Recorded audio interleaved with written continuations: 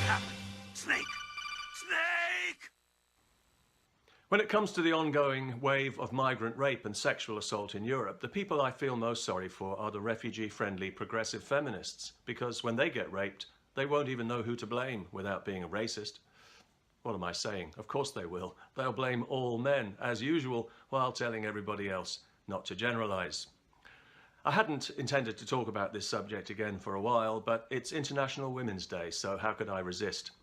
You may know that a couple of my recent videos on this subject have been censored by YouTube because it seems that the progressive feminists at YouTube really don't like to be ridiculed, which is good to know. Progressive feminism differs from real feminism, of course, in that it's a lot more about appearance and public posture than it is about substance. It certainly has nothing to do with the welfare of women and everything to do with the petty bigotries and personal neuroses of the stupid progressive feminists. All other women, especially women who are oppressed by other cultures, if you'll pardon the euphemism, can go hang themselves, because progressive feminism subscribes to a toxic identity grievance hierarchy that puts black and brown-skinned men above all women.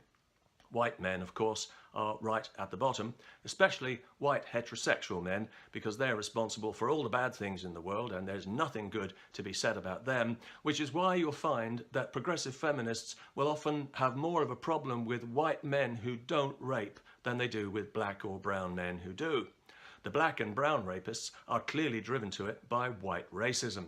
We shouldn't demonize and otherize people from disadvantaged backgrounds just because they happen to be violent rapists, when we could be putting the blame where it really belongs, on white men and their racism. Isn't that right, girls? Now, obviously, to those of us outside the progressive bubble, that sounds totally idiotic. But we have to try and understand the kind of pressure these women are under from the other progressive dimwits around them, especially in a place like Google, which is notoriously a safe space environment. And this means, of course, that many of its employees are certifiably insane. And they know better than anyone the kind of hysterical reaction they'll be faced with if they ever step out of line, because they hear it whenever they open their mouths and they see it whenever they look in the mirror, and they know that if they were ever crazy enough to unequivocally condemn a brown-skinned rapist, they would immediately be smeared as a racist by a rabid mob of empty-headed, sloganeering bimbos just like themselves. And that's what they fear more than anything, because they're too stupid to know any better. I do hope that doesn't offend. Meanwhile, Europe is being invaded by a violent third world Muslim rape culture. Have I mentioned this before? Well, let me mention it again, just for International Women's Day. If the invasion is allowed to continue, and thanks to our politicians, many of them female, it looks as if it will, rape is going to evolve in Europe from a disgusting, horrific crime to an unfortunate cultural difference. And women are going to learn, often the hard way, to keep themselves covered and to spend less time in the public space. And this is the society that we will leave to our grandchildren. We can already see it taking shape.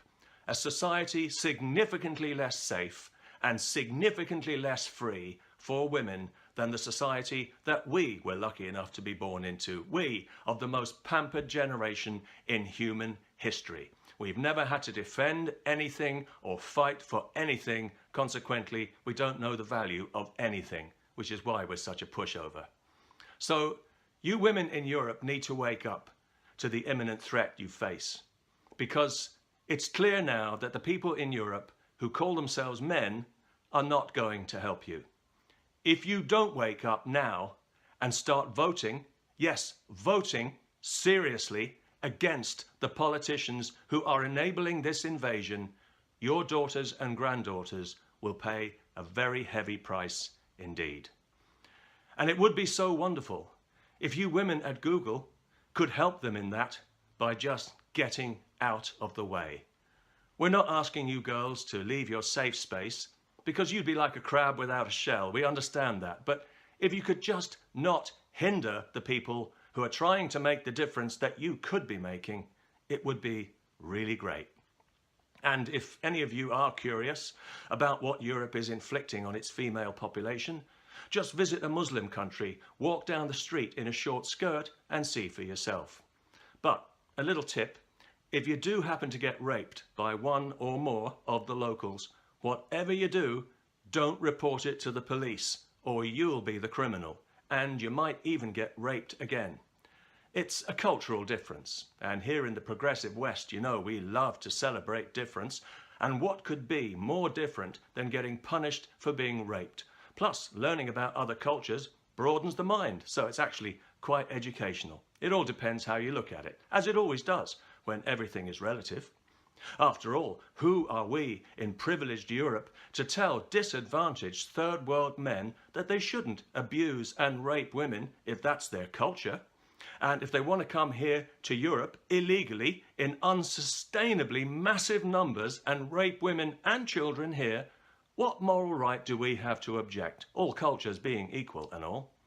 If we're arrogant enough to try and educate them out of it, they might become traumatized, marginalized, and vulnerable.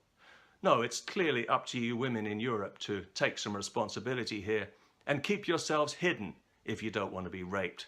It's not as if you don't know what's coming by now, unless you've been living in a cave. Look at the countries these people are coming from. The very worst countries on earth for women, where thousands of women and girls are forced into violent marriages and lives of misery every day, including International Women's Day, and where they have no rights worthy of the name.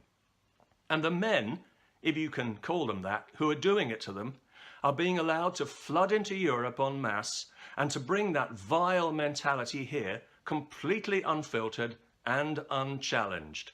What did anyone think was going to happen? Well, it is happening again and again. And as this invasion is allowed to continue, it will get worse and worse and worse until we are faced with a crime against humanity.